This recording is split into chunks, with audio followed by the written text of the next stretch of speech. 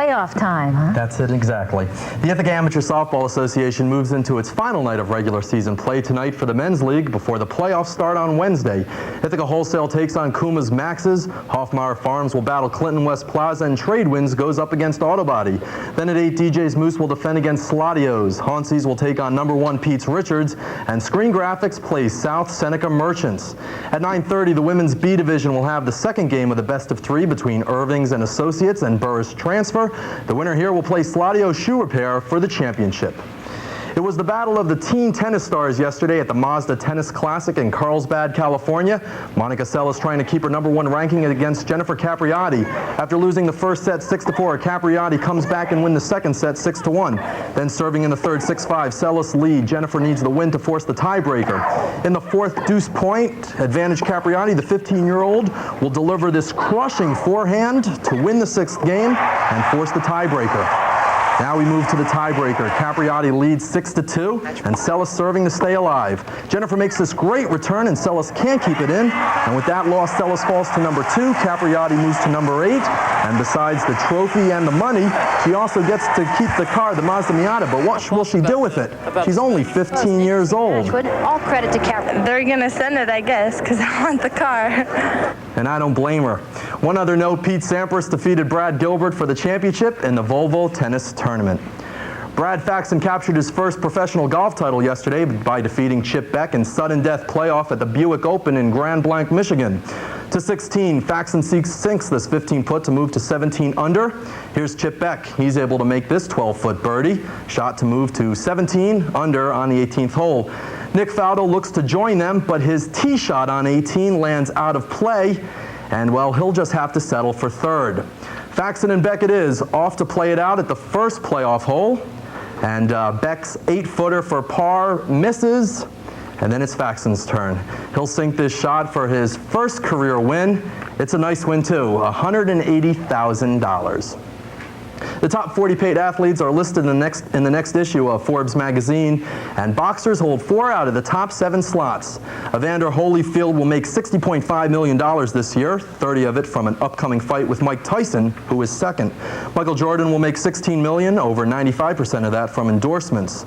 George Foreman is 4th, auto racers Ayrton Senna and Alain Prost 5th and 6th. Razor Ruddock, Arnold Palmer, Nigel Mansell, Jack Nicklaus, Larry Bird, and Monica Seles wind out the list. Last night, the Yankees fell to the roar of the Tigers in the 10th inning in Detroit.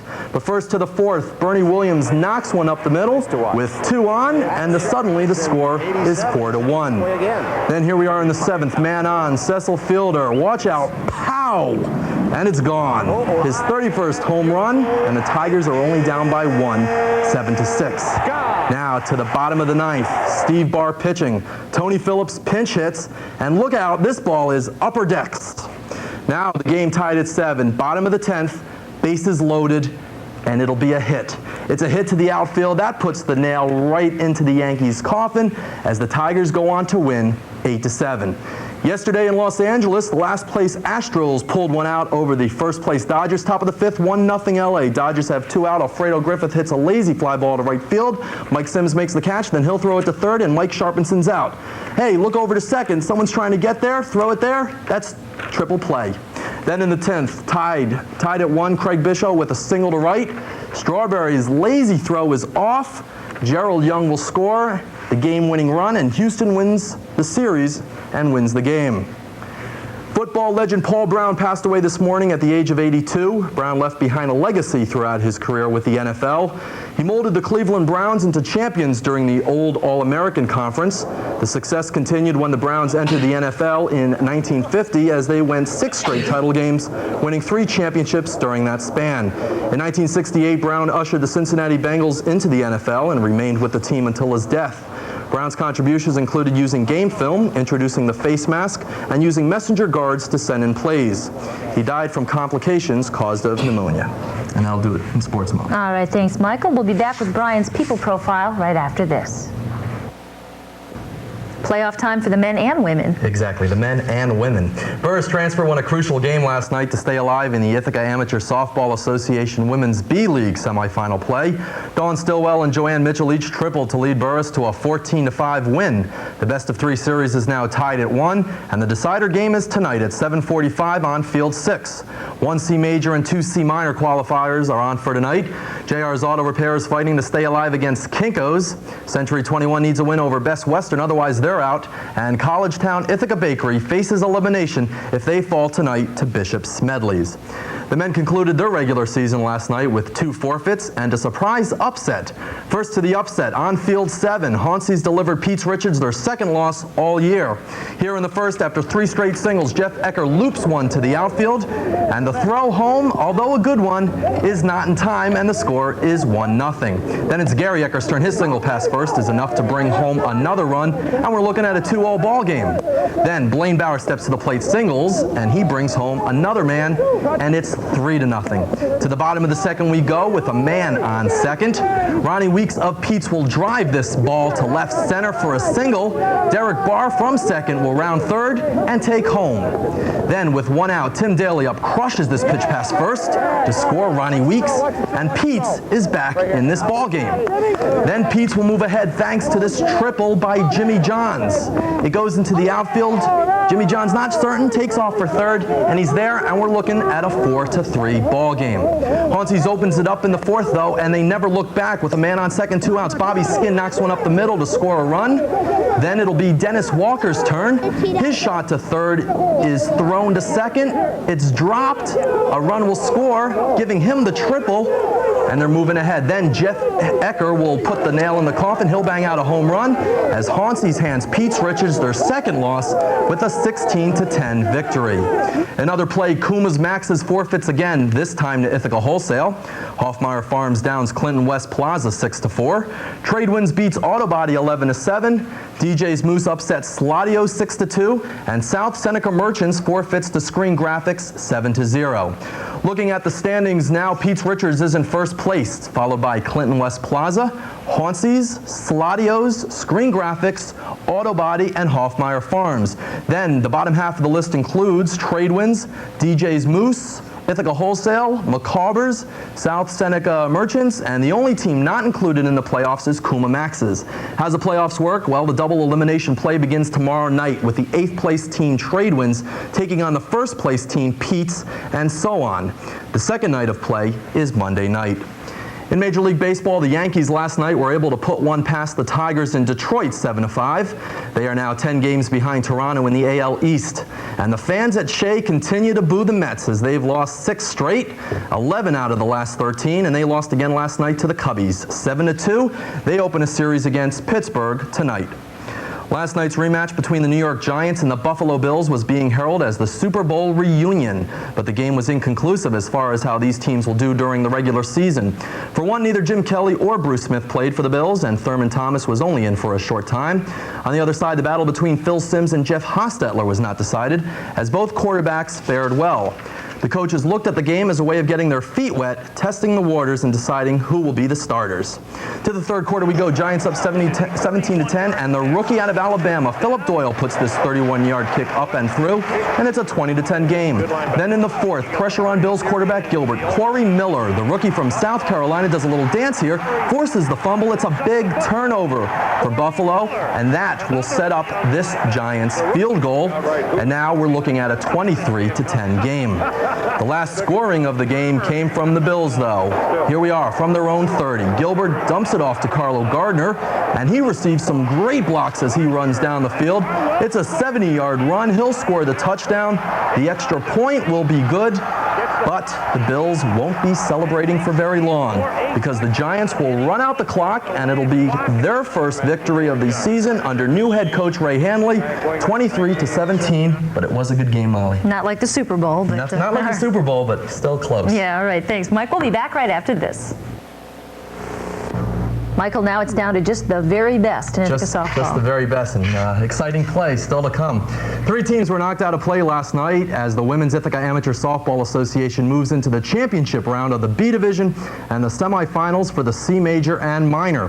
Kinko's Copies took the best 2 out of 3 last night by downing JR's Auto Repair 2-0. They now move to join the 3 other teams in the semis. Cabbagetown Bishop Smedleys walked all over Collegetown Bagels Ithaca Bakery 8-0, and Century 21 took 2 games last night from Best Western 8-4 and 6-5. Both winning teams advanced to the semis of the C Minor along with 6 others. Burris Transfer came from behind last night to advance themselves to the championships of the B Division.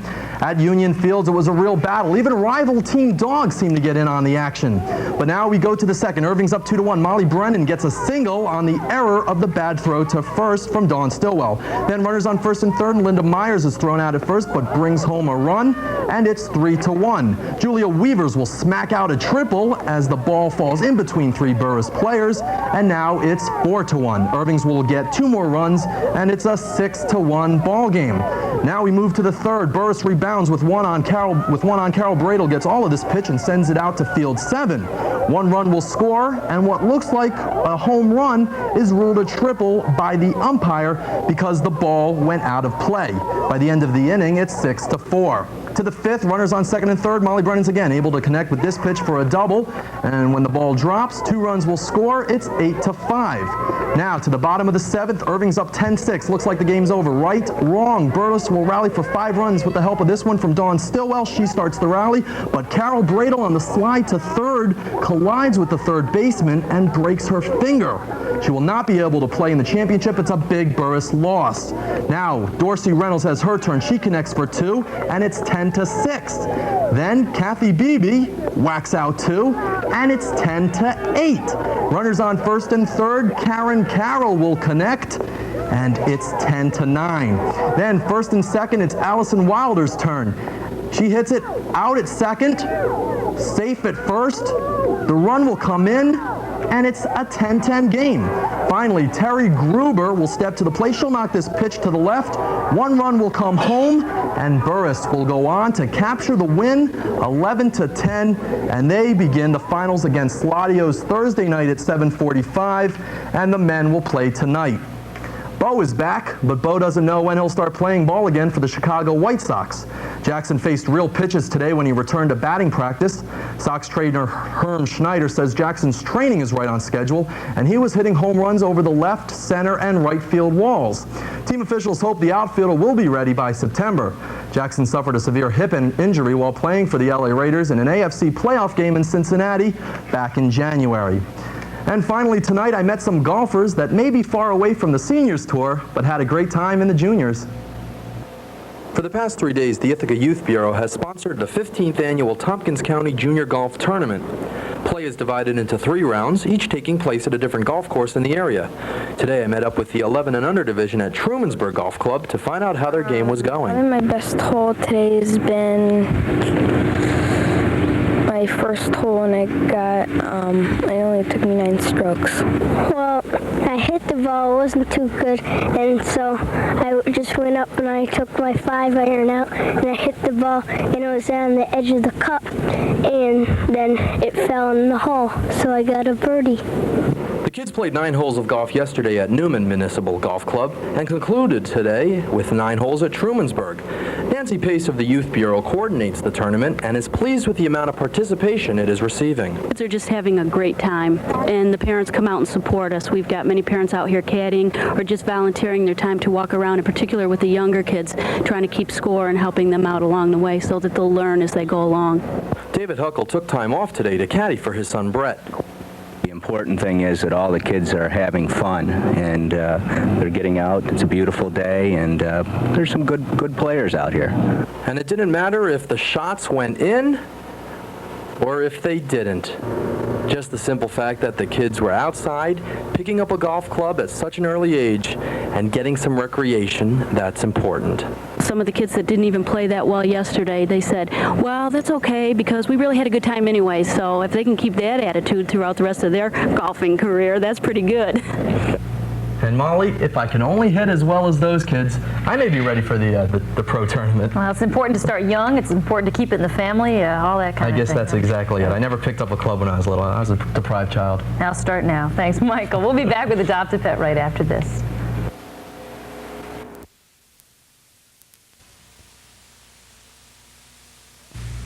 It's playoff time. It is, and if last night's any representation, it's going to be a good series for all involved.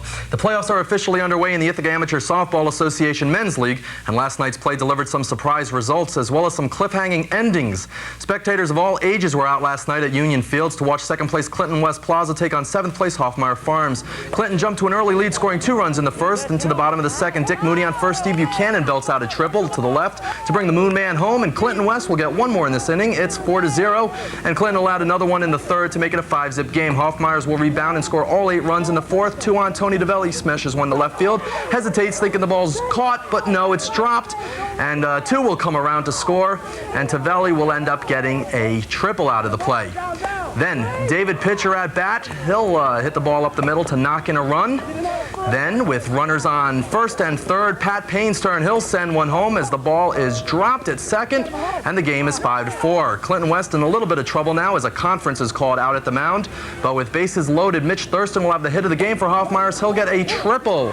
As you see here, 1, 2, and 3 will come around to score. It's 7-5 Hoffmeyer's lead. One more will score before this inning is all over. Now to the bottom of the 6th, Dick Mooney starts the rally with his single, and it's all downhill from here for Hoffs. Bases loaded. Billy Bryant connects. Mike Stanton connects. Mike Rochelle connects. And the rally that started with Dick Mooney takes Clinton West Plaza to an 11-8 victory over Hoffmeyer Farms in the first game of the best-of-3 series. Oh yeah, this team we got, we've done this all year long. Been down late in the game, get a spark plug, and everybody just starts picking everybody up, and we do the job. So we're very confident all the way through the playoffs, and we're going to have a pretty good ending, I think. In other play, Brian Stanton had 3 hits, including a grand slam homer to lift Ithaca Wholesale over Macabre 12-7. DJ's Moose blanks South Seneca Merchants 14-0. Gary Ecker knocked in the game winner in the bottom of the 9th to lift Hauncey's over Autobody 10-9. Sladios pulled it out in the bottom of the 7th to beat Screen Graphics 5-4. And in the big upset of the night, 8th place Tradewinds down number 1 Pete's Richards 5-2. Tradewinds third baseman Doug Joseph talks about the secret to beating Pete's.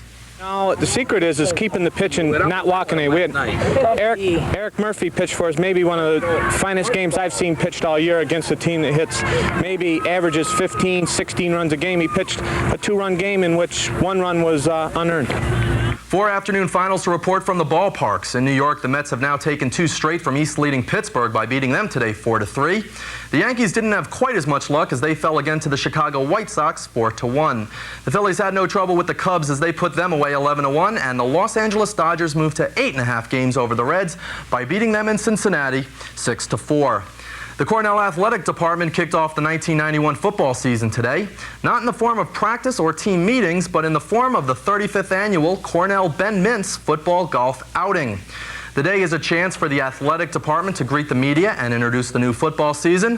Before Athletic Director Lang Kennedy introduced Coach Jim Hoffer, he made the announcement that for the first time ever, all games against Ivy League opponents will be televised nationally on Sports Channel America in conjunction with the Cornell Sports Television Network and produced by Transworld International. The polls are already predicting Cornell to win the Ivy League championship, but Coach Hoffer knows it's not going to be that easy. Our season will certainly be a challenging one. It'll be challenging in regards to the announcement that we first heard about televised games. It'll be a challenge in that we open on the road in a league opener against Princeton. It'll be challenging in that we close on the road against Pennsylvania in Philadelphia. 2 critical games in anybody's season, the opener and the closer. Both of them are on the road for us. Both of them against Ivy opponents. Both of them against significant rivals. Taking a look at Cornell's schedule, they open September 21st against the Tigers in Princeton, then are home for Colgate, Travel to Lewisburg, PA for Bucknell, then the big one, a game scheduled 9 years ago and being honored by both sides, a tough one against Stanford in Palo Alto, California. Then they're home on the 19th for Harvard. That's also the homecoming game. The 26th, they're in Hanover, New Hampshire for Dartmouth, in Providence for Brown, home for 2 with Yale and Columbia, and then the last game against U of Penn in Philadelphia. So, Molly, it's going to be a tough schedule for the Big Red, but Coach Hoffer's looking forward to getting the team on the field when they begin practice on the 23rd. Hopefully another Ivy League championship We're hoping. this year. All right, thanks, Michael. We'll be back right after this. Playoffs for the men and the women. And we're also moving into a championship game. The women's B division of the Ithaca Amateur Softball Association played the first game of the Best of 5 Championship Series last night on Field 7 at Union Fields. Burr's transfer would jump on the board early, scoring 3 runs in the top of the first, but it would be a long time before they get any others as Sladio's shoe repair quickly answered and never stopped. Bottom of the first 2 on, Sharon Mullen starts the scoring rally, and despite some great defense from Burris, they can't stop the Sladio bats. Glenna Miller here whacks out a triple with 2 on, and Sladios will move into the lead. Now we go to the bottom of the second, bases loaded. It's Sharon Mullins again. She'll knock home 2 runs to make it a 7-3 Sladios game. Now we move into the bottom of the fourth. Chris Pritchard at bat. She'll smack this ball right back to the pitcher, Wendy Paterniti, who makes a great grab, throws it to first. Oh, safe. Cindy Hines barely making it back. Hey, how's the dirt taste, Cindy? Now, with 2, the bats keep cracking. 2 on, Jen Shafkowitz has the only homer of the game, widening the gap to 12-3. Burris will add 1 more in the 6th, and so will Sladios, as they go on to win the first game of this series 13-4 with this last out right here in the 7th. The next game is Monday night at 7:45, and Jen Shefkowitz talks about the preparation of the team. I think it's the same thing, that you have to go in being confident, not nervous, and not overconfident, because Burris is a good team and they'll come back strong, and we need to play errorless ball defense and then hit the ball well offensively. Other playoff results include Fall Creek House down in Kinko's Copies 10-7. In the C Major Division, Ben & Jerry scored 13 runs in the final 2 innings to lift them over Auto Salvage Kidney Masonry 16-13.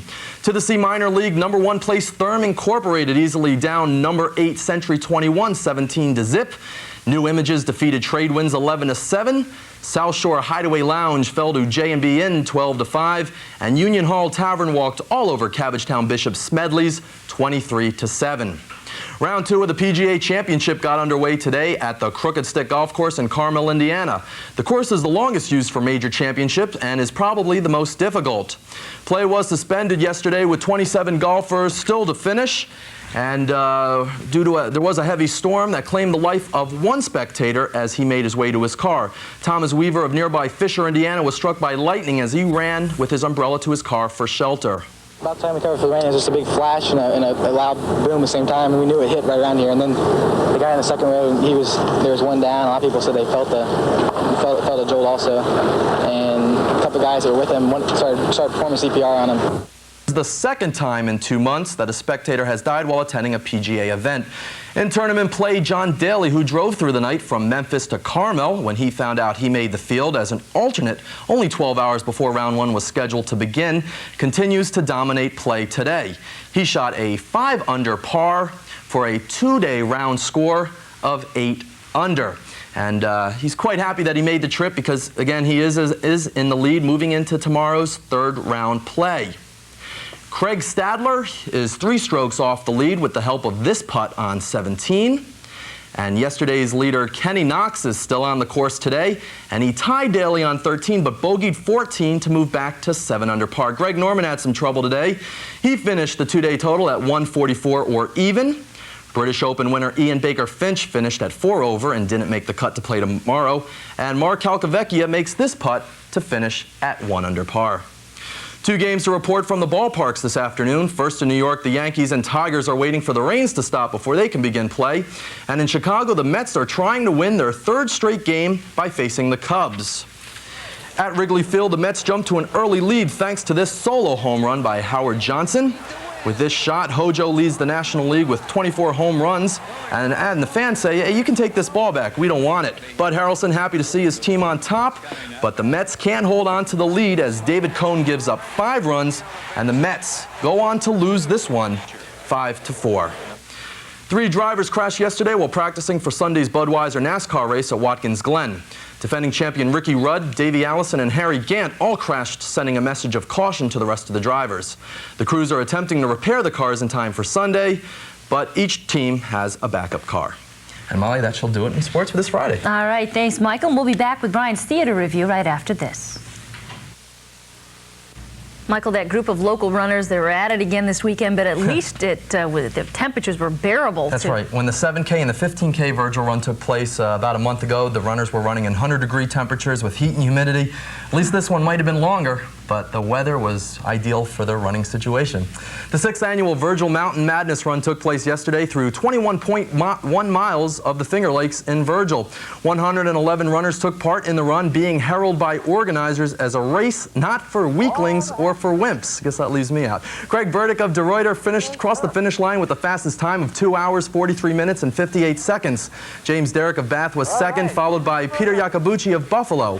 Christine Hickley of Northampton, Pennsylvania was the fastest woman with a time of 3 hours, 44 minutes, and 41 seconds.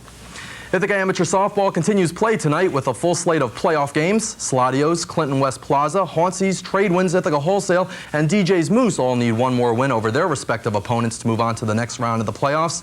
The big game of the night, though, will be the Pete's Richards Tradewinds game. 8th place Tradewinds took the first game from Pete's last week 5-2, and with one more win tonight, Tradewinds will advance to play another opponent Wednesday. In other play, game number 2 of the best-of-5 series in the Women's B Division Championship between Sladio Shoe Repair and Burrs Transfer will go down on field 8 at 7:45.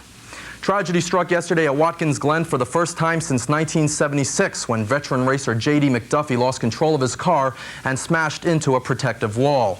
On the 5th turn of the 6th lap, there goes the tire. He slams into a tire fence.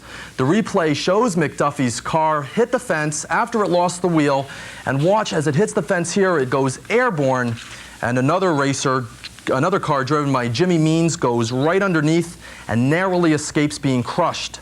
Means walked away with a cut on his chin. McDuffie was pronounced dead at the scene.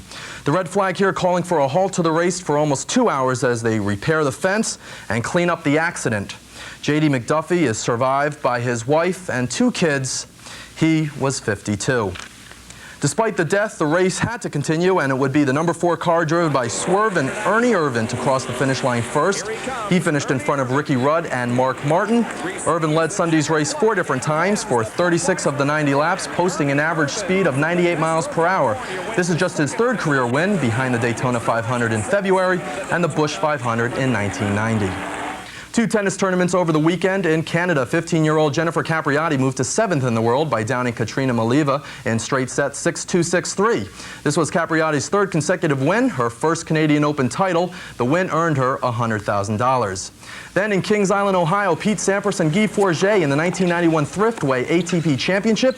Sampras takes the first set 6-2, Forget with the second 7-6, and then Sampras down 40-15 in the 3rd, and Forget comes through with this backhand right here to give him the championship 6-4 in the 3rd. It's a $170,000 championship. And 25-year-old John Daly in his first pro golf tournament captured the imagination of the audience at Crooked Stick Golf Club in Carmel, Indiana by winning the 1991 PGA Championship. Daly was the Cinderella story of this tournament, being notified that he was eligible for play less than 24 hours beforehand. He finished the 4-day play at 12 under par. He's only the 2nd golfer to shoot a subpar game for each of the 4 rounds in tournament history. The course, called the most difficult by some, seemed like child's play to Daly, driving the ball record distances and turning the challenging par 5s into simple birdies. Daly had a bit of controversy after Saturday's play when home viewers called PGA officials when they thought Daly's caddy had touched the line of the play with the flagstick. But he really didn't. The Rules Committee did not penalize Daly 2 strokes after they determined the stick did not actually touch the line. Bruce Litsky came in 2nd, 3 strokes off the lead, followed by Jim Gallagher, 5 strokes behind Daly, but the show was all his as he made his way to the 18th tee. The double bogey on 17 didn't seem to matter as he goes on to sink this putt right here to capture the 1991 PGA Championship. There it is. And Molly, the Mets fell this afternoon in 10 innings to the Cubs, 3-2, after losing last night in 14 innings, 3-2. That guy Daly could hit the ball, couldn't he? Yes, he can. Nothing like 300 yards was his average. Jeez. Amazing. Okay, thanks, Michael. We'll be back with Brian's People Profile right after this. No such thing as a sure thing, is there? No, not at all, especially when it comes to softball here at the Ithaca Amateur Softball Association. 4 teams were knocked out of play last night, including first place Pete's Richards, as 8th place Trade Winds did what some were calling impossible, and that is write Pete's ticket out of the playoffs. That's right, you heard correctly. Trade Winds downed Pete's last night for the second time, eliminating them from the Ithaca Amateur Softball Association playoff schedule. Pete's record of 22-2 didn't seem to matter as the crowd around Field 7 grew to over 100 through the course of the evening as Trade Winds jumped on the board early. Runners on first and third. Doug Joseph starts the first inning scoring rally with this shot past third. Then Dan Northrup, who was 3 for 4 at the plate, will knock out a triple. He had a great scoring night. He'll bring 2 runners around to home. Then it'll be Brian Barnett's turn. He will single right here to add another run, and Trade Winds is in the lead. Pete seeing a little trouble. Alan Little at the plate. He'll hit one out. He'll make it 5 with this shot to first. He's out, but sloppy defense on the part of Pete's will bring Barnett around from first to score a run, and it's a 6-0 game. Trade Winds holds Pete scoreless until the 4th when Derek Barr will single to bring Roger Schnock home. Trade Winds in the bottom of the 4th rallies for 5 consecutive singles. They'll score 2 runs as Pete's, seeing trouble, has to pull Roger Schnock off the mound. Not a good night for him. It's a 9-1 game. Pete's, though, will threaten in the 5th, scoring 3 runs with the help of the bat from Schnock and Barr. And then they will threaten again in the 7th, adding 3 runs. The score is 10-6. Brad Belinsky brings in a run, but it won't be enough as Trade Winds here will convert the double play for the last out on a hit from Ronnie Weeks. It's caught in the field, and Pete Masigi is out trying to tag up to third. With the win, Trade Winds moves on to play Clinton West Plaza next Monday. Game-winning pitcher Mike Joseph. Yes. We're the top-notch team in this tournament right now. I ain't pitched in 3 years, and these guys still couldn't hit me. We had a lot of guys hit the ball tonight and haven't hit the ball all year. My cousin right here, Dougie Joseph. We had a hit all year. We got him tonight. Danny Northrup. Danny Northrup hit the ball. We play good defense. They're not as good as they think they are. They're home. They're good. Good luck, Charlie. Other play around the league from last night includes Clinton West over Hoffmeyer Farms 13-6. Again, Clinton West will meet Trade Winds in the quarterfinals. Hauncey downed Autobody 8-1, knocking them out of the playoffs. Ithaca Wholesale barely got by McCauber's 10-9 in extra innings to eliminate them from play. 2 series tied at a game apiece include Screen Graphics and Sladios. Graphics tied it up last night by downing Sladios 5-4, and South Seneca Merchants beat DJ's Moose 6-2. The 3rd and final game in both series is tomorrow night on Field 6. The winner of the first game will meet Hauncey's, and the second takes on Ithaca Wholesale. One other result from last night, Sladio Shoe Repair edged another game closer to the championship by beating Burris Transfer 10-7.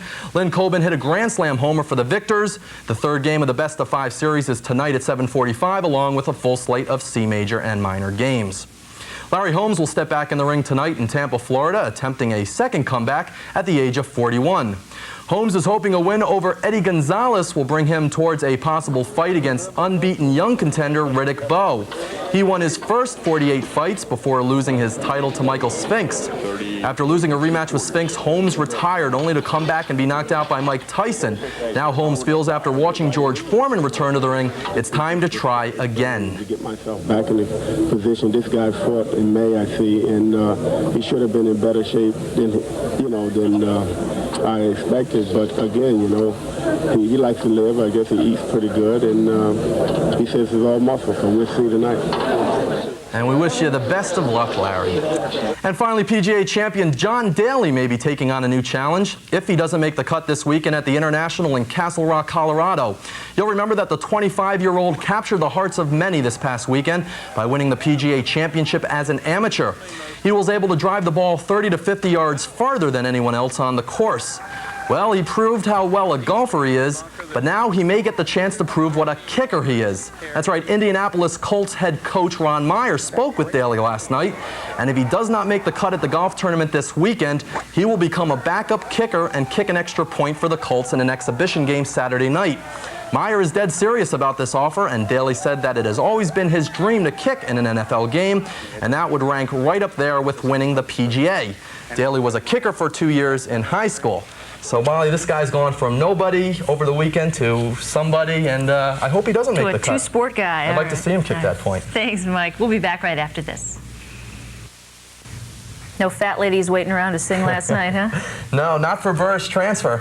The saying "it ain't over till it's over" has never been more true with Burris transfer. After being down by 2 games going into Tuesday night's play, they pulled out a win again last night in an amazing 5th-inning scoring rally and even the best-of-5 series, forcing the deciding game tonight on Field 6 at 7:45 in the Ithaca Amateur Softball Association Women's B Division Championship.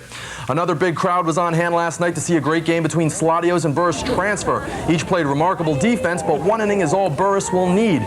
Wendy Paterniti held Sladios to 10 hits, of which only one run would score. Here in the 3rd, Sharon Mullins singles with 2 on to bring Cindy Hines around to score, but that's all Sladios will get as Burris rallies in the 5th for 8 consecutive singles and puts 9 runs on the board. Dawn Stillwell starts the bat swinging, then with bases loaded, Joanne Mitchell knocks in the 1st run for Burris. There's a quick conference called out at the mound, but it won't do any good because it keeps on going as 1, 2, 3, 4 singles later, it's a 5-1 Burris lead. Carol Bradell will then step up to the plate, and she'll pop out for the 1st out of the inning.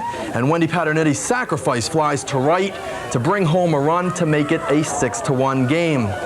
After Sladios walks Dawn Stillwell, the final scoring comes right here. This 3-run double shot off the bat of Kathy Beebe, as Burris will retire the Sladio batters in order in the 6th, and then just allow 1 hit in the 7th as they get the 3rd out right here to tie this series up at 2 games apiece, with the 5th and final game going on tonight. As Kevin said, no rain, so it will take place on Field 6 at 7:45.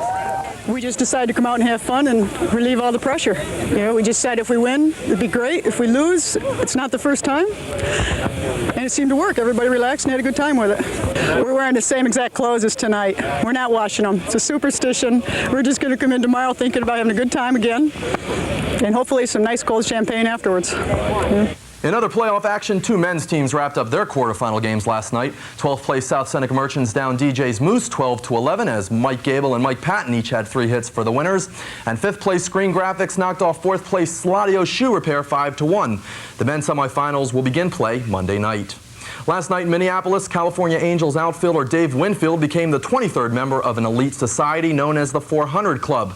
Winfield faced a 1-2 fastball from Twins pitcher David West, and when it landed over the left field wall, Winfield had hit his 400th home run. The last time someone had crossed that mark was in 1988 when Detroit's Darrell Evans did it against the Cleveland Indians. Winfield joins an impressive list with the likes of Hank Aaron, Babe Ruth, and Willie Mays, to name a few. Last night in New York, the Yankees lost a real heartbreaker to the Royals in extra innings. Here we are in the 11th, game tied at 1 apiece, 2 outs, runners on 1st and 3rd. Stump Merrill comes out of the dugout for a conference with pitcher Steve Farr. The chat is to decide whether or not to pitch to George Brett or take a chance with Danny Tartabull, who was 0 for 4 at bat. The decision is made to walk Brett, load the bases, and grab the force at any base. Not a wise decision if Farr only knew what he knows then, what he knows now. On the 0-2 pitch, Tartabull has smashed it to the opposite field. Gone. It's a grand slam homer, and that's all they'll need to win this one 5-1. Today, however, it was another story. The Yankees would get revenge. Here we are in the 4th, on top, 2-1. Bernie Williams belts out a double to left to bring Sheridan and Espinosa around to score. The Yanks go up 4-1 and add 1 more in the 7th to win this one 5-1. PGA champion John Daly can't seem to get his name out of the news. First it was his golf victory as an amateur. Then it was the chance to kick an extra point at a preseason football game. Now Daly plans on setting up a fund for the children of the man who was struck by lightning at the opening day of the PGA Championship at Carmel, Indiana. Daly has announced he'll donate $30,000 to charity and establish a scholarship fund for Thomas Weaver's young children. What a guy. He's real nice. So he has the money to spend, and it's a good cause. All right. Thanks, Michael. We'll be back right after this. And there is a winner. There is. It's finally over. It was a lot of fun, though, but it has to end. The Women's B Division of the Ithaca Amateur Softball Association wrapped up their championship series last night in real nail-biting fashion. The Man in the Moon looking on last night at Union Fields to see the battle of the best. Series tied at 2 games apiece, and the 5th and deciding game between Burris Transfer and Sladio Shoe Repair went down in real style. Both these teams have real class, and when 2 great teams meet, unfortunately one would have to lose. We joined the game here in the 3rd. Tied 1 apiece, bases loaded. Dawn Stillwell with the driving shot, but robbed at second. She's so amazed with the catch she forgets about the runner at 3rd. It's now a 2-1 game. Kathy Beebe connects to make it a 3-1 game, and the next batter, Karen Carroll, will score a run to make it 4-1. Sladios will add 1 in the 4th, only answered with 2 in the 5th from Burris. It's now a 6-2 game as the fans look on. To the bottom of the 5th we go. Sladios will make up 3 runs, 2 here on the triple shot from Trina Hine. Watch the wild throw at 3rd. This allows another run to score, and now it's a 6-5 ball game. Sladios holds Burles scoreless thanks to some great pitching and fielding from Connie Gerard. Carol Bradle here will smash this pitch back to Gerard, who makes the great grab, throws it to 3rd for the out, and it's a double play. To the bottom of the 6th we go. 2 on, and Shelley Parg here will sacrifice fly to tie the game. Now the costly error of the game. It's an error on a bad throw, which costs Burris. Karen Hollenbeck here outs to Dawn Stillwell, and in the attempt to make the double play, she gives Sharon Mullins 3rd on the wild throw. Jan Shefkowitz up next will only need a single to bring Mullins home. It's now 7-6. Burris will threaten by loading the bases in the 7th, but it won't do any good because they won't get any runs on the board as Sladio Shoe Repair makes the 3rd out and wins the 1991 Ithaca Amateur Softball Association Women's B Division title. So it's celebration time for the coach and the team. They're getting ready to pop the champagne cork. Connie Gerard pitched a great game for Sladios and told me how it felt. What Chris and I try to do is we try to pitch them, keep them off balance. If they're standing in the middle of the batter's box, we try to pitch shallow and then pitch deep again. When the line drive was hit back to me, first thing I thought of was to look to the lead runner. Karen was there, the runner was off the base, and then I just fired it over to Karen. We picked her off. Jan Shefkowitz hit the single to drive in the lead run. Well, I was just hungry the whole night and just trying to hit real well. Just hit the ball right in the middle. Hit the middle of the ball hard, and it was a new bat, and the bat worked really well. It was just wanted to hit it hard and felt good. And it's never really a championship until, well, the coach gets dumped with the ice bucket. And real good game, he's happy. Other scores from last night include the women's C minor semifinals. J&B down Thurm Incorporated 12-9, and New Images beat Union Hall Tavern 5-1. The best of 3 series continues Monday night. In the women's C major championship play, Ben & Jerry's and Fall Creek House played a doubleheader and split 1 game apiece. This best of 5 series also resumes Monday, along with a full slate of men's semifinal play. The Greater Ithaca Activity Center Summer Basketball League concluded play last night with the championship game between Citizens Savings Bank and Johnny's Big Red. Eric Gist of Citizens received the game MVP, scoring 24 points to help his team edge Johnny's by just 2, 80-78. The final scoring came from Greg Gary in the form of foul shots to lift Citizens to victory. Citizens really pulled together as a team at the end, having a shaky beginning. League organizer Tim Little was very pleased with the way the season ran, stating play was outstanding, the crowd was really behind the players, and the weather cooperated with game nights. In tennis now, Monica Seles has been officially banned from the 1992 Summer Olympic Games. The International Tennis Federation has ruled that Seles did not have a valid reason for skipping this summer's Federation Cup matches. The ITF says Seles, who walked out on the Yugoslav Federation Cup team 2 days before the start of competition, failed to make herself available to represent her country in the 1991 Federation Cup Challenge. She claimed at the time she pulled out that she didn't want to aggravate a shin injury and that she provided the proper documentation. And finally, a classic showdown this weekend between 2 New York teams. The Jets and Giants will kick off tomorrow night at 8 p.m. at the Meadowlands in Secaucus, New Jersey, in a preseason contest. The Giants are 1-1 in preseason play, and the Jets are 0-2. And beginning next week, Molly, local high school and college teams will begin practice for their fall schedule, and I'll begin speaking with coaches and players and look at the prospects for the fall. Time for football. All right, thanks, Michael, and we'll be back with Brian's review right after this.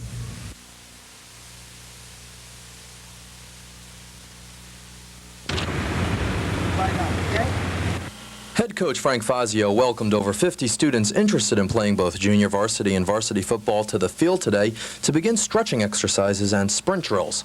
Practice with a football will officially begin tomorrow, while today was used as a day to see who was in shape and who wasn't, as well as explain school rules to the team. Today we just met with the kids and gave them some policies that they're going to have to adhere to during the course of the football season in school and actually during the course of the whole year. We like to think that we help the kids in every aspect. We're doing some running today. We've done some 40s and some 100s, and we've done some agility drills. We've worked on stretching and going through some routines that they must learn to do so that practice runs more efficiently. Coach Fazio doesn't plan on cutting anyone from the roster. He says if the boys have the desire to play football, he's going to let them play. And with only 3 wins last year, Coach Fazio is optimistic about the upcoming year. Well, we're starting the season undefeated right now, and we haven't lost a game, and that's the way we're going to look at it. We're going to be very positive about that, our records and our goals that we set for these kids and what they set for themselves. We have some kids coming back in some quality positions. We aren't going to have large numbers, I don't believe, but we feel that the kids that are here are going to do a good job, and we're trying to build on 3 wins from last year and go from there.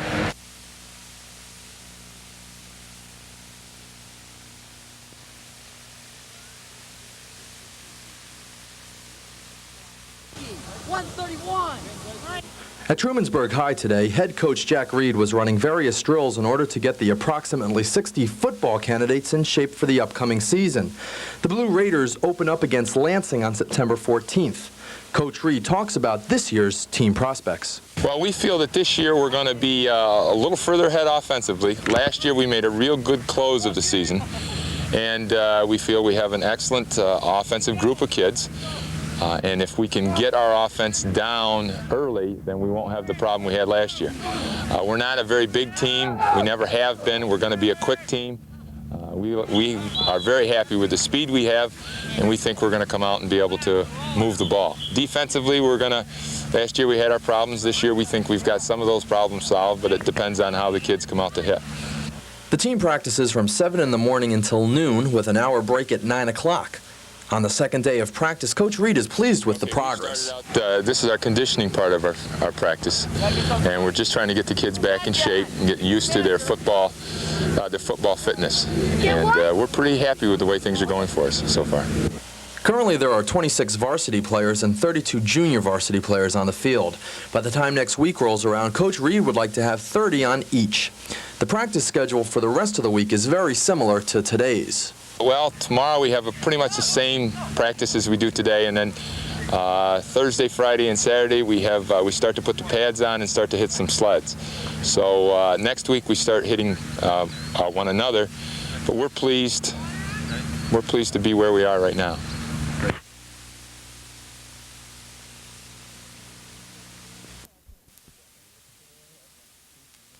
Michael, taking a look at another area football team. Exactly. In the continuing of my preseason Scholastic Football series, the Lansing Bobcats are getting ready to roar into action this fall under a new head coach.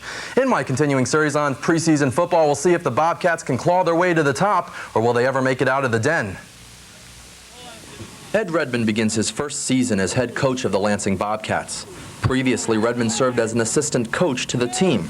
At Lansing High today, Coach Redmond continued preseason practice, getting the squad physically in shape for the year. Just been working through some conditioning drills and a lot of agility stuff. We're trying to put in an offensive system while we don't have the pads on our defensive system. So basically the first 3 days have been conditioning and a lot of installment type things with our offense and defense. And then once we put the shoulder pads on tomorrow, we can start banging the sleds and the dummies a little bit, and then we'll get more into techniques. But it's been a conditioning type of 3 days. The Bobcats welcome back 16 lettermen from last year, which Redmond feels is a good number, especially an offensive line made up of mostly seniors. Anytime you go into a season and you got a seasoned offensive line, I think, obviously the prospects are bright for us. So we're going to hopefully try to build around those seniors in the offensive line. Our skill kids are mainly juniors and sophomores. And if I had to have my druthers, I think I'd have it that way, with the skill kids being younger and and the older kids being on the offensive line. So Lansing opens up against Trumansburg on September 14th, and Coach Redmond expects a real good battle. Whatever the outcome of the Bobcats this year, Coach Redmond knows what he wants to accomplish. I look at high school football this way. If you can teach your kids, if you can turn them into men and you can teach them sportsmanship, if you can teach them the meaning of hard work and the work ethic, I think you've accomplished a lot. Obviously, the wins would help in that area. We'd like to win football games, but there's a good group of kids here at Lansing, and they're going to work hard for what they want to achieve this year, and I think they're going to meet some of their goals that they set for themselves. And tomorrow I'll profile the Dryden football team and find out how their practices run a little different from the rest. The long-awaited decision on who will start in the quarterback position is out of East Rutherford, New Jersey today. Both Phil Simms and Jeff Hostetler have been competing for the job as head call man for the Giants, and up until this point, rookie head coach Ray Hanley said he was going with Simms. But today that changed. Hanley announced at a press conference that he would start Hostetler for these reasons. I guess the reasons behind that are his performance last year in the playoffs against San Francisco and against Chicago. The feeling that he made plays, and that during the camp I felt that he elevated his performance to the level where I feel that he gives us an excellent chance to win those games. And so I made the decision based on that. Hostetler will open up on Labor Day against the 49ers. Big East soccer coaches today have picked Seton Hall as the favorite to take the conference championships this fall. The Pirates finished first last year in the regular season and second in the league tournament. Seton Hall and Boston College both received 3 first-place votes in the balloting, but Seton Hall got 58 total to BC's 56. Syracuse University was third. The USTA has announced the seeding for the upcoming U.S. Open, and a pair of Germans head the list. On the men's side, Boris Becker is the top men's seed, followed by Stefan Edberg, Michael Stiek, Jim Courier, Ivan Lendl, and defending champ Pete Sampras. On the women's side, Steffi Graf tops the seeds, followed by Monica Seles, Gabriela Sabatini, Arantxa Sanchez-Vicario, Mary Jo Fernandez, and Jennifer Capriati. And Molly, both New York baseball teams in action this afternoon. The Yanks play Kansas City tonight, while the Mets go for 2 in St. Louis. And in the fourth, Mets are leading 1-0. All right, thanks, Michael. We'll be back with Adopt a Pet right after this. You say the end is in sight, huh? I can see it. It's out there. It's coming. The Ithaca Amateur Softball season's drawing to a close as 8 teams are still alive in the men's and women's league. Last night's play brought the elimination of 2 teams. In the men's upper division semifinal play, Clinton West Plaza had no trouble with trade wins by downing them 18-2. Screen Graphics beat Hauncey's Printers Gallery West 7-3 to tie it up. The final game is tonight at 6:30. The men's championship series will begin Monday. In the lower division final, South Seneca Merchants beat Ithaca Wholesale 7-4 to even that series up at a game apiece. Game 3 tonight at 8.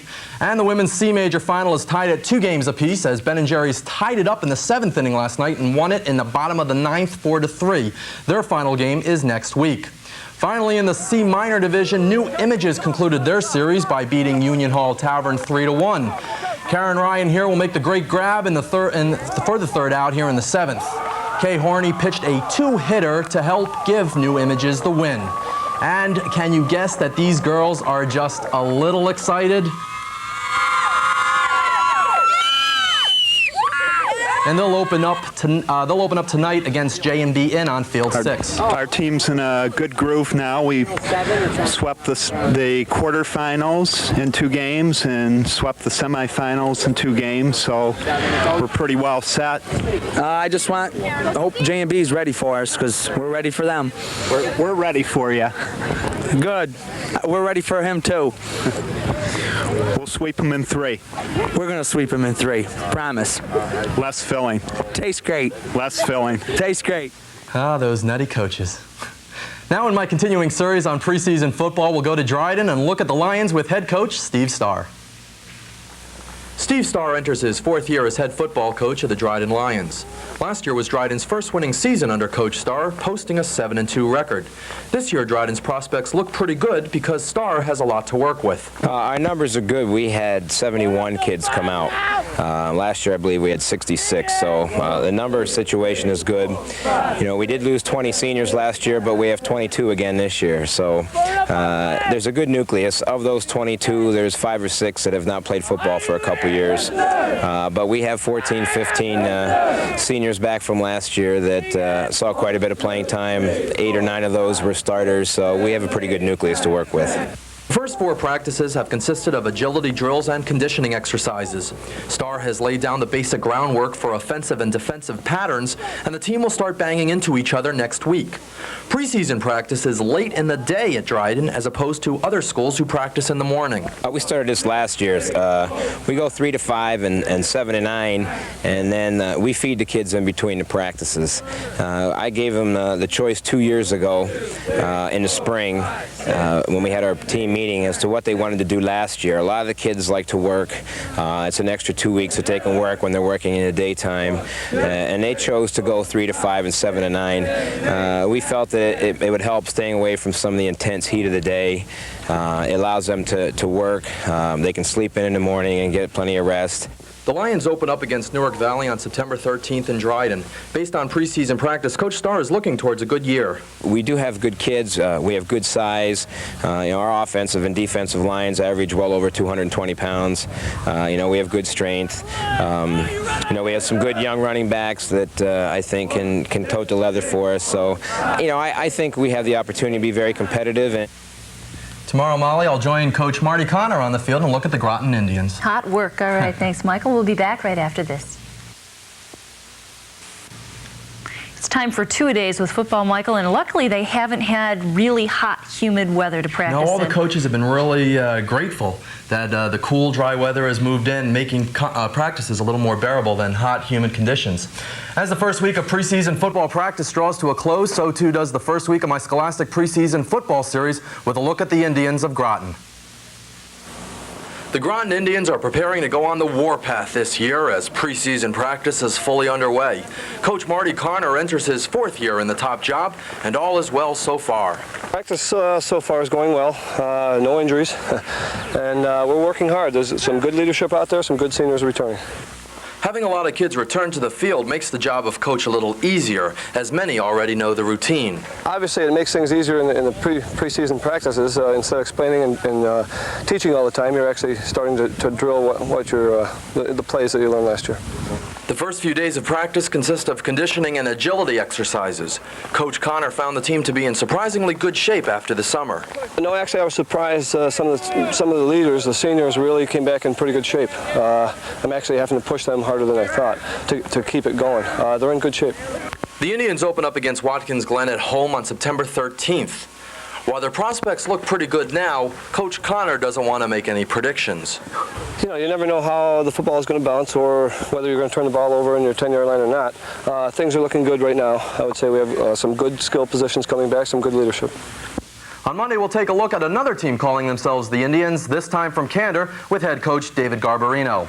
There unfortunately won't be a profile on Newfield High this year because for the first time in 9 years, they won't be able to field a varsity football team. With a winless record last year, Trojans head coach Bill McClure knew it would be a problem getting kids to return to the field. And when New York State schools began practicing on Monday, only 15 players showed up. Under New York State law, 18 players are required for a varsity squad. So much to the dismay of Athletic Director Sue France, as well as Newfield High Principal Jim Kea and Superintendent Ed Sakal, and myself, the program had to be scrubbed. Football has a chance to return to Newfield next year, but right now it's too early to tell. The lawyers for Cincinnati manager Lou Piniella say they've filed a motion to dismiss the claim that he defamed umpire Gary Darling after a game earlier this month. Darling has filed a $5 million suit against Piniella for the comments. The motion says the suit should be dropped because Pinella's comments were an expression of personal opinion and did not cast the umpire union in a negative manner. Today at a press conference, Piniella answered questions regarding the incident. No, I don't think that any umpire has any bias against any ball club. I said those things, and like I say, what I should have said was I was unhappy with the call. Now here's a guy that hits a home run, runs around the bases.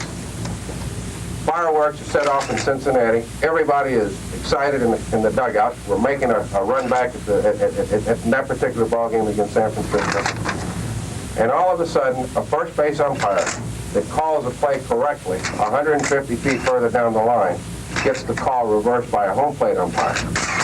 I was upset. I was frustrated. I reacted in anger. I don't feel that any umpire has any bias against any team or against any player. I do feel that they have a responsibility to call the games the right way. And in this case here, he reversed the right call. And I was upset, and I have a right to be. And I've got to defend my club, and I've got to defend my players. And if I don't, I'm not worth my salt as a manager. And if I were a player that played for a manager who didn't protect his team or his players, I wouldn't want to play for him, quite frankly. And I've played for some good ones, and they've all protected their players, and they've all protected their team. The New York Mets won their second straight game last night by beating the St. Louis Cardinals 6-0. They are now 11.5 back on Pittsburgh. Tonight, Frank Viola's on the mound when the Mets welcome the Reds to Shea. Dwight Gooden last night was pulled by Bud Harrelson after 5 innings because of tightness behind the pitcher's right shoulder. Gooden gave up just 3 hits but walked 5 during his outing. His shoulder's being looked at by doctors today and tomorrow. The Yankees are in Toronto to do battle with the Blue Jays, whose lead in the AL East has dwindled to 1 game. The Detroit Lions have a chance to move into first place with the win over Seattle tonight. From 24 teams down to 4, that's all that's left in the Ithaca Amateur Softball Association Men's Division League play. Last night brought the elimination of another as Hauncey's Printers Gallery West knocked off Screen Graphics 4-3. Frank Tipke was the winning pitcher, and he had some great help from the bats of Dennis Walker and Jeff Ecker. They will meet Clinton West Plaza in the championship series starting Monday night. In the men's lower division play, Ithaca Wholesale moved another game closer to victory by downing South Seneca Merchants 8-5. Brian Stratton hit a 2-run homer and drove in 4 RBIs to help the win. And in the women's C minor final, New Images scored 6 runs in the 6th inning to beat JMB in 9-5. They now lead that series 1-0. Molly. All right, thanks, Michael, and we'll be back with Brian's theater review right after this. Michael, sounds like it's going to be a hot week for football practice. Yep, that's what Kevin's calling for, and they're not looking forward to it on the field. But as Scholastic Sports move into their second week of practice, I conclude my series on area high school football with a look at the Candor Indians. David Garbarino returns for his second year as head coach of the Candor Indians. With practice so far consisting of conditioning exercises and technique drills, things went very well today with the addition of the pads. Well, we've started off a lot better than we did last year. We have 24 kids in camp and we have 3 other kids that are going to be here on tomorrow morning, so we're up to about 27 kids. We've been doing a lot of conditioning and a lot of technique work. Today was our first day of pads, and I was pleasantly surprised with some of our younger kids coming up. A couple of our sophomores seem to be able to handle themselves pretty well with the seniors. So. The Indians have 12 returners, making for a seasoned offensive and defensive line. With the addition of some junior varsity players, things look pretty good on the field. We have one kid that played 1 game for us, our first game last year, and then quit on us. That's back again, Steve Griffin. And we have 6 sophomores that are coming up and playing for us this year that should take a major role in what's going on, yeah. The number of players on the team this year is up from last year, but the size is a little less. We're a little down, actually. We have 2 or 3 kids around 210, 215, but for the rest of the size, we're about 180, 170 around there someplace for a line. Candor graduated their starting quarterback last year. This year, Coach Garbarino has 2 good candidates to choose from, each possessing different skills. He'll be new this year. We had our quarterback last year was a senior, and we have another kid that didn't play last year that played as a sophomore for us too. So we have a senior and a junior playing for us, with both of them having some different abilities. One can throw a lot better than the other, one runs the ball a lot better than the other. So. Candor opens up against Tioga on September 14th at home. Coach Garbarino is optimistic about doing better than last year's record of 1-9, now that he's in his second year as head coach. Definitely. With our team this year, it seems like the work ethic's a lot better. I'm just trying to give the kids the best opportunity to win as many games as they possibly can. And we do that through a lot better coaching, I think, and a lot more motivation on my part. And join me tomorrow for the first of 2 parts on the Ithaca College Bomber football team as head coach Jim Butterfield enter his 25th year at the helm. And on Thursday, I'll begin a 2-part series on the Cornell Big Red with head coach Jim Hoffer. The U.S. Open got underway today at the National Tennis Center in Flushing Meadows, New York. Michael Chang, Jennifer Capriati, Monica Seles, and Gabrielle Sabatini all advanced, and one big upset as Andre Agassi falls to Aaron Krickstein. John McEnroe here doing battle against Glenn Leyendecker. Here in the first, Mac is pegged in the ear with a shot, but he'll recover and he'll rally back to win the first set. But true to form, it's never a McEnroe match until he sits there and argues with the ump. Canola people every day the rest of your life. You understand me? Every day the rest of your life. Canola people every day the rest of your life, pal. Tell me you know what that means, right?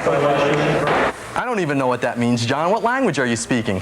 Anyhow, McEnroe will bounce back from the injury and the argument to play some great tennis. He'll have a number of good rallies, but the young Leyendecker from Boston, Mass. just can't keep up with the Grandmaster, and he'll fall to McEnroe in the first set, 6-4, 6-3, and 6-3.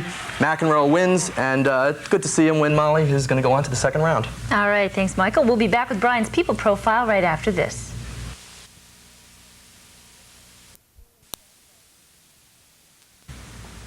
Michael, you're all excited to talk about football, but there still is a softball season that's winding down. They're winding it up, getting ready, and it's too bad this hot weather has to come back in just as the teams move to afternoon practices. But firsthand, 3 championship games were carried out last night as the Ithaca Amateur Softball Association is ready to wrap up its season.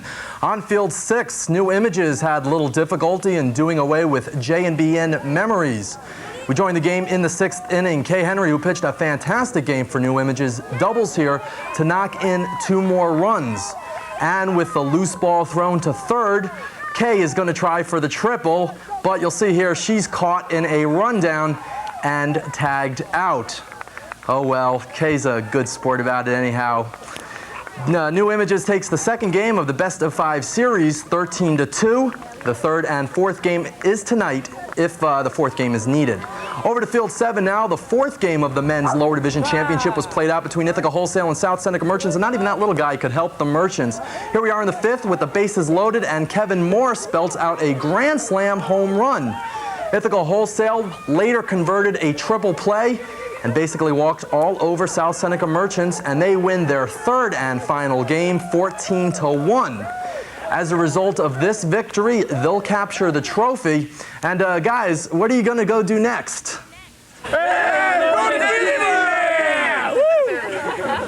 Another play from last night. Hauncey's Printers Gallery. Hauncey's Printers Gallery West won 8-4 over Clinton West Plaza. They now lead that series 1-0.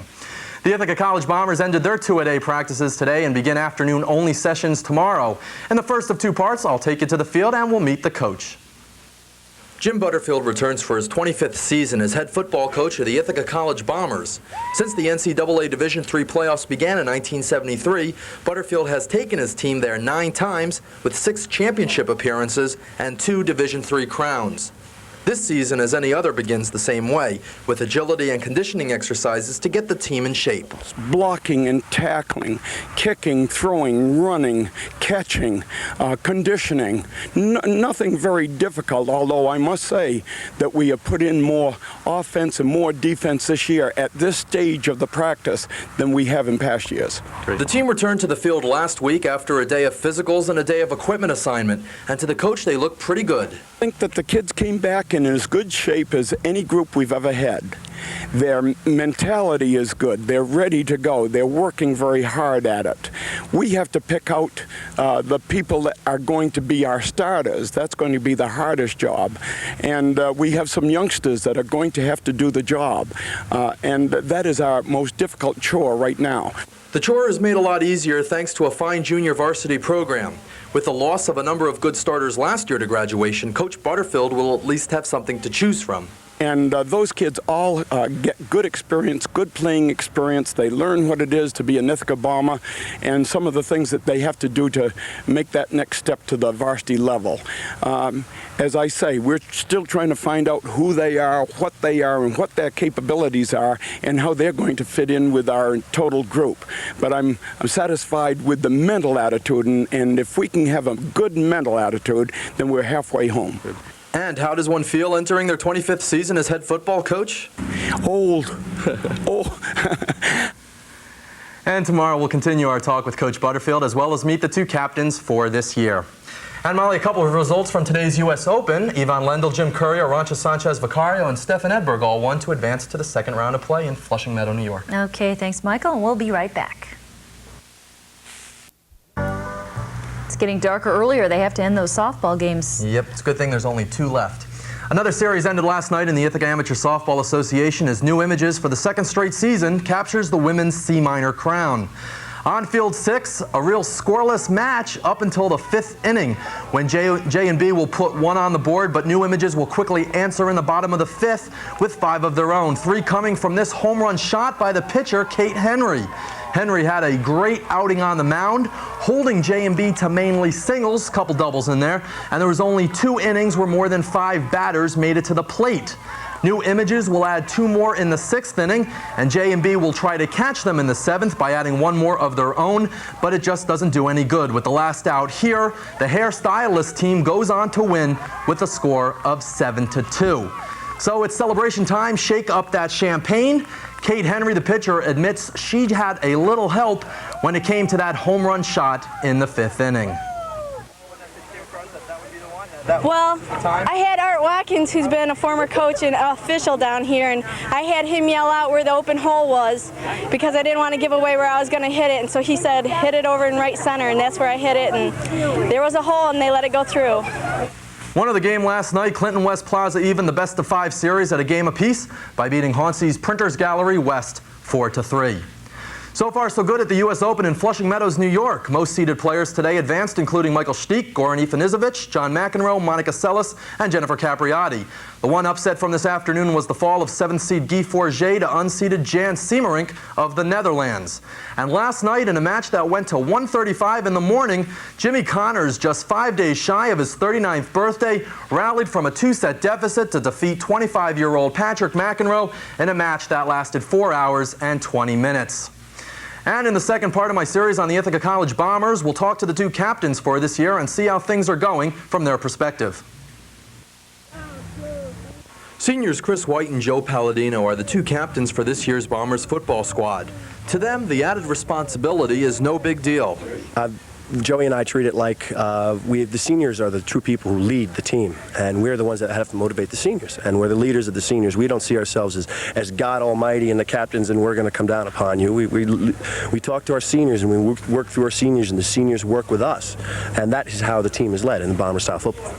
It's really, the whole team is really run by the seniors, and what Chris and I do as co-captains is listen to the seniors, take their input, take votes on certain rules and maybe punishments or whatever, and we relay them back to the coaches, and they really have the ultimatum, but it's really run by the seniors, basically. Ithaca will have their first scrimmage against each other on Saturday, followed by the annual rivalry against Cornell on September 7th.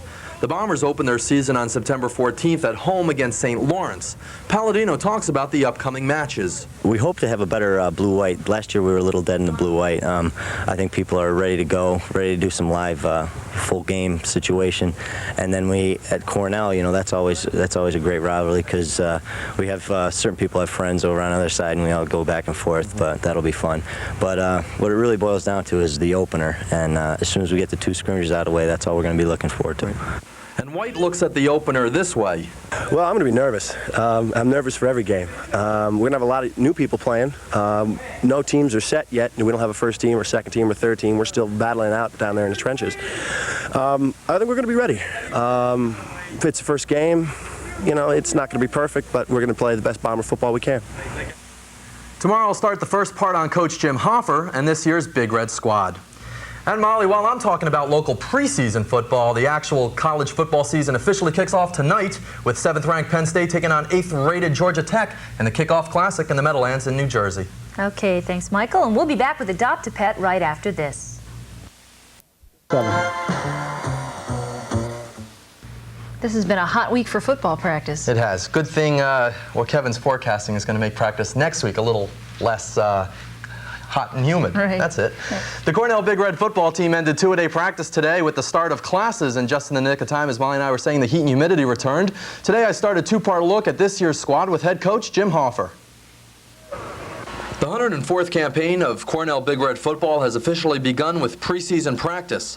Jim Hoffer returns for his second year as head coach of the Big Red, and besides Hoffer, the rest of this year's coaching staff has remained intact from last year, a credit to Cornell's football program.